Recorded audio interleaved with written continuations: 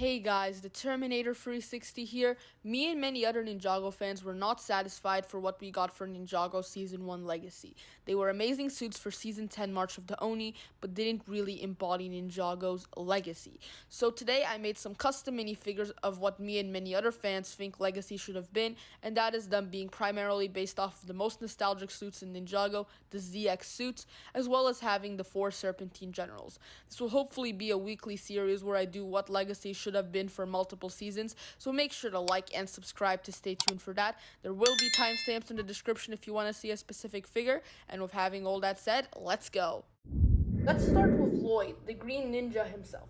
I really like the new Legacy mask and face, so I kept that. I really like how they integrate the headband so smoothly into the mask.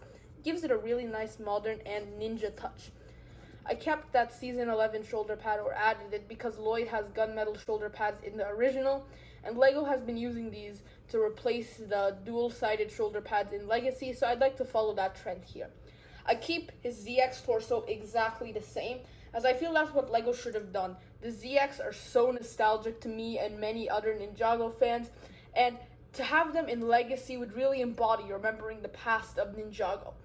The leg printing I felt had to be better, since I never really was a huge fan of the leg printing they gave to the ZX.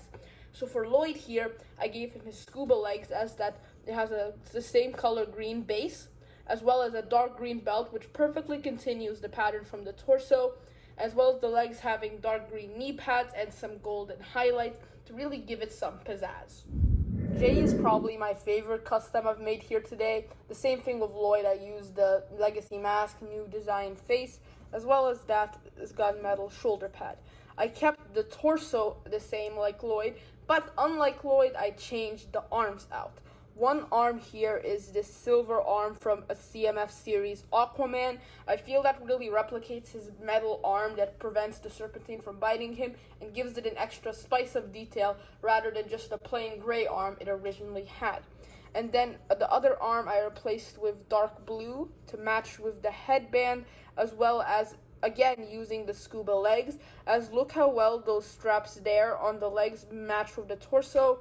And I also feel, since it has no belt on the torso, the belt could be whatever it wants to be, and I think that's replicated here. I also like how the knee pads are silver, as that works very well with the arm and the rest of the torso.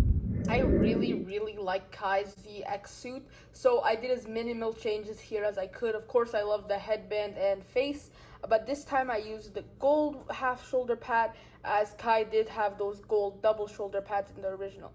Absolutely nothing changed on the torso or the arms, and the legs are the scuba legs, since I love how that dark red ninja belt continues the dark red tactical belt we have on the top, as well as having the pocket there to match with kind of the straps and holders on his tactical belt, and more dark red knee pads to kind of give it a pizzazz, as well as those tiny black outline lines matched with the outline lines on the belt.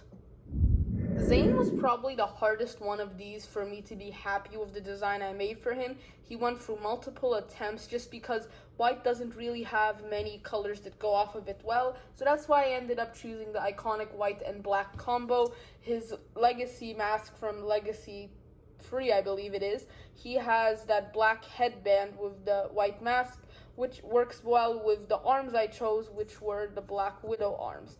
They give it a really nice robotic pizzazz with those little launchers on the sides, as well as you can see those tiny shoulder pads, which I feel really fit Zane.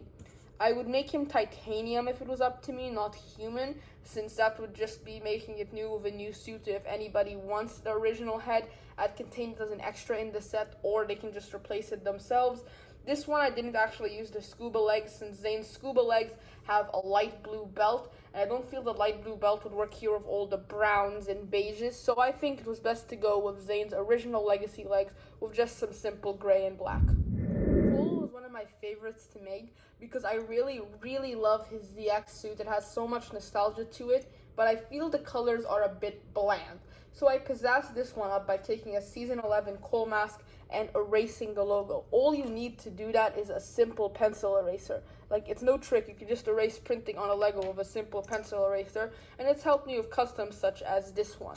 The face is custom printed RX from Ninjago Prince. Even though he didn't have RX in Season 1, it would be a nice touch with the color scheme. And I really like the RX arms. I use those from Day of the Departed, as they have this black transparent look which matches the torso, as well as giving it an orangey look.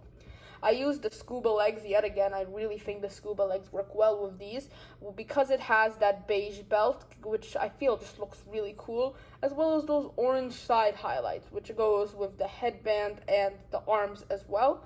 And those silver highlights are present because, well, I just think they look amazing. And again, he has the shoulder pad of his color from the original. Now, this Samurai X looks incredible in my opinion. I used for the torso and the legs that non-canon skybound Samurai X suit we got, and I've always loved it so much. And it works so good here because, as you can see, the leg printing is just a different color variation of the original Samurai X, and I feel the black on the red gives it a legacy pizzazz. I used the chest piece from the actual Legacy Samurai X, as I feel that works really well with the color pattern here while giving it that iconic torso look. I gave her just a regular Samurai X mask with a black helmet. We've gotten that on almost every Samurai X.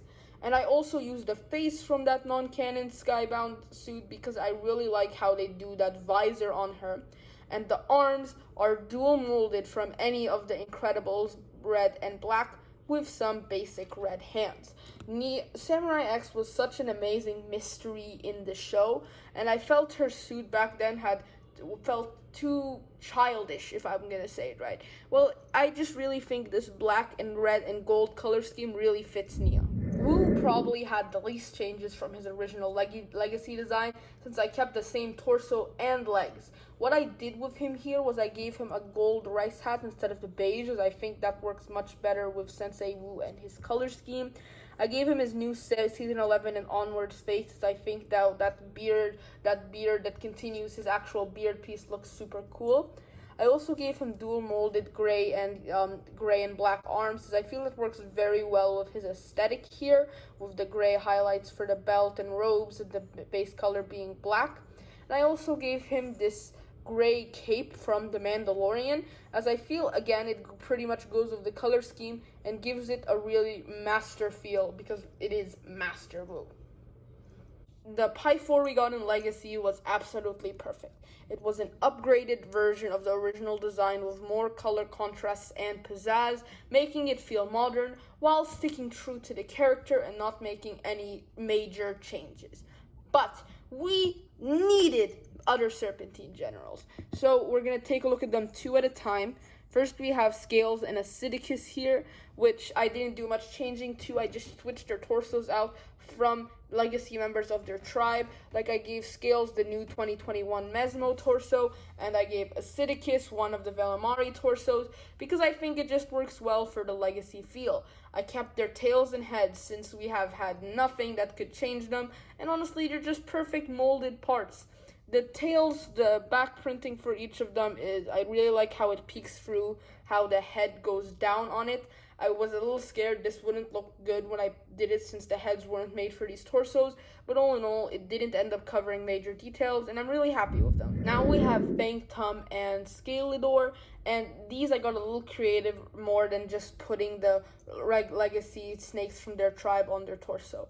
This torso is from, I forgot what minifigure it was from. I think it was from the Black Panther line. It is a reverse version of it, since I think that brown on the red kind of gives it a really tribal-like feel, and the Serpentine are in tribes. Again, the head and tail stays the same, since we haven't gotten any pieces that can replicate them since then. And for Skalidor, I used Island Cole's torso from this year. His head covers the logo, so it ended up giving a dark gray scaling feel with some tactical straps, which I think works really well here.